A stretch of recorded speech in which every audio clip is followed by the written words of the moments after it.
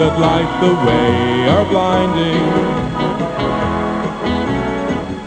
Lovely. The Mike Flowers Experience and the easy listening version of the Oasis song Wonderwall. It went to the brink of #1. It also sent critics to the brink of despair. Here were young guns not going for it. Instead, they were getting out their dad's John Collier suits and smooching to the likes of Ray Conniff and Ron Goodwin.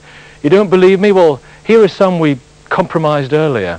The boys watch the girls while the girls watch the boys who watch the girls go by.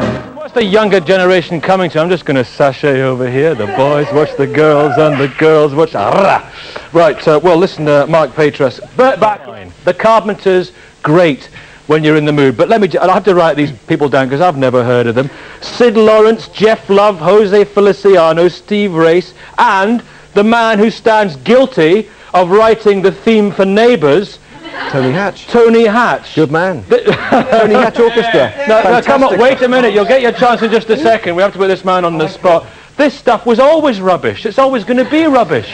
It's not. It wasn't. It's not rubbish. It's like a new sea change. It's like punk rock. People said Elvis was rubbish. People said Elvis was rubbish in '56. People said punk was rubbish. People said rap was rubbish. They said jungle was rubbish. Jonh Wilde, this is the new punk rock. Yeah, but I said shush! Shush!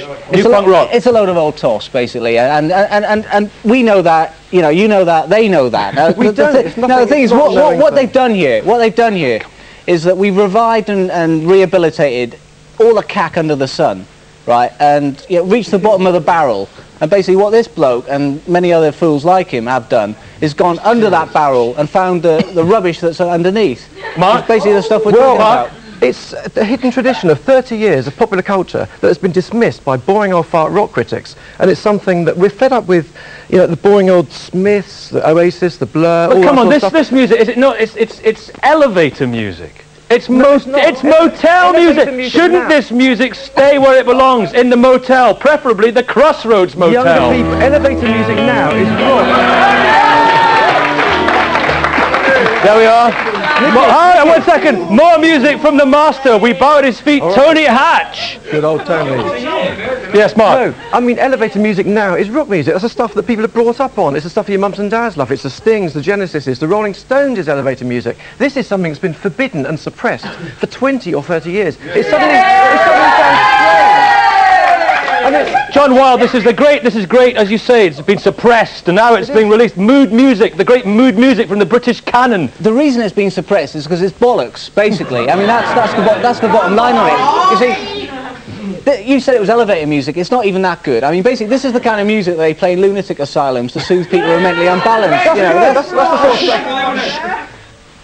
See, I thought you were going to say something. Yeah, that's the sort of stuff we want. He said lunatic asylums. I take that as my cue to go to the audience, with every respect. Okay, I want to take it back out front, and I want to say to Jonh Wilde, be quiet now.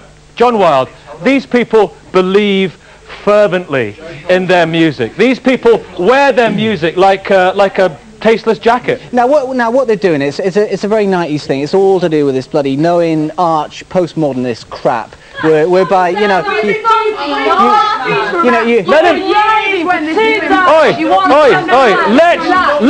him speak and then I'll come to you. You just carry on. Go on. In 6 months' time, it'll be male voice choirs or skiffle. They'll be moving on to something else. As soon as this stuff, I mean, God forbid that this stuff should get to the mainstream, but if it does, these jokers, all these jokers will be the first to leap off. In 10 years, John. Now it's Tony Hatch and all these other tosses. In 6 months' time, it'll be bloody Harry Seacombe. Mark. What is wrong with me? That's it, John. They're shifting, aren't they? Shifting units. I tell you what. I mean, I thought a lot of these people are very young, and I think it's short. I mean, he claims that this stuff. I'm not young. Let him speak. Let him speak. He claims that this stuff is rebellious. He claims this stuff He claims that there's a sort of rebellion in listening to this stuff, which is obviously nonsense. Okay. I mean, all I can say is I think young people should be doing rebellious things, listening to rebellious things. All I can say is if my 7-year-old shut up. All I can say is if my 7-year-old kid came home with a bloody Tony Hatch album under his arm, I'd take a slipper to his arse. That's all I can say. But the thing is... Right. 1 second. Listen to a man over here who is... You can't pick fault with that. What about the Mike Flowers phenomenon? Well, like you say, you know, it's a comedy record. You know, you play it once, you chuckle once, and then chuck it in the bin. You know, but what all this adds up to basically is the triumph of mediocrity. You know, there's a lot of mediocre people in this audience tonight. We're talking about a lot of mediocre music. No. You think what's going to happen? By doing, Ricky. What's going? Carry on. Okay, Mark, keep quiet. Let me hear Mark now. Mark. Rock music needs the easy influence. Bands like Stereo. Do you remember Jose Feliciano? Yeah, I do. Yeah, is he good? John, not to knock it too much though, because all of a sudden my record collection's worth a fortune. That's good. Everybody knows that. Comfort, Peter Gordino, Tom Jones, stuff like that. And I don't think John's heard that stuff. He's just like John, let him speak. Let him speak. What I find very interesting about this is about who is being allowed in. Who is being... Shut up. Who is being allowed into all this and who's being left out? I mean, James Last, that's about as easy as you can get. They don't, you know, James Last hasn't become fashionable again. They're not letting him in. He's well, then you want your head ripped, you know. Yes. You want to be burned at the stake. Absolutely nothing wrong with James Last. No, not at all. Circle in a spiral like a wheel within a wheel. A good Never point. ending or beginning. Good point. If I was convinced that these people genuinely like this Drake, I mean, you know, I think it's Drake. If I genuinely believed that they loved it, I'd say fair enough. I just think, you know, it's all in inverted commas. Are it's they all posers? ironic. They're posing. But what motivates you to come on telly and say you hate it? Sorry? What motivates you to come on TV and say you hate it?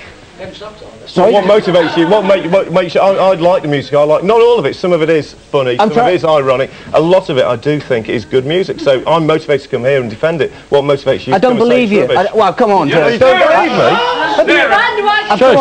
I've come on to show you the light. You see. Show me the light. Show you the light. So what should I be listening to? Mark, go on. Has he heard Martin Denny? Has he heard Esquivel? Has he heard the Three Sons? Of course I have. Some of the most imaginative music ever made, just totally discarded by rock critics for 20 or 30 years. It's absolutely ridiculous. They're trying it on. They're trying it on. I don't believe them for a minute. You haven't heard it, John. As I say, in 6 months, in 6 months' time, it'll be something else, and all this will be forgotten, and they'll be sitting here extolling the virtues of Lonnie Donegan. Is it? What last word, Mark Peters? Is this? Oh, shut up! Is this all just a fad? Not at all. It's been going for 10 years. It's going to rock culture. In your head, grab the best of it, and it's going to keep rock going. All right, that's all we got. Run around, Sue.